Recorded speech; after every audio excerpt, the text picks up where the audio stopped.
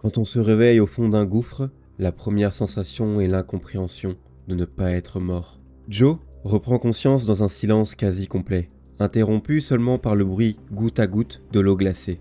Il tâtonne dans l'obscurité, découvre que la corde a été tranchée. Son premier sentiment?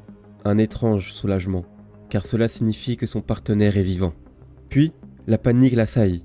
Sa jambe cassée le lance atrocement, et aucune aide ne se profile. Avec sa frontale vacillante, il aperçoit la paroi, verticale, lisse, impossible à escalader. Joe essaye malgré tout de remonter, mais sa jambe ne le porte plus.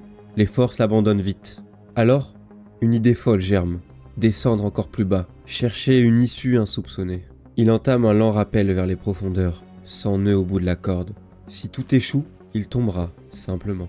La providence lui sourit lorsqu'il débouche sur un tunnel incliné, baigné d'une pâle lumière. En pan sur la glace, il finit par émerger à l'air libre, exténué mais ivre de soulagement. Il n'est pour autant pas tiré d'affaire. Il se retrouve toujours à haute altitude, loin du camp de base. Malgré la soif et la douleur, il rampe, suit les maigres traces laissées par Simon. Chaque mètre parcouru est un enfer, mais l'instinct de survie le pousse à avancer dans le désert de neige. Il ignore encore combien de temps il lui faudra pour atteindre un endroit sûr. Mais il sait une chose, la volonté de vivre est plus forte que tout. N'hésite pas à t'abonner pour plus d'histoires, de mythes et de légendes palpitantes.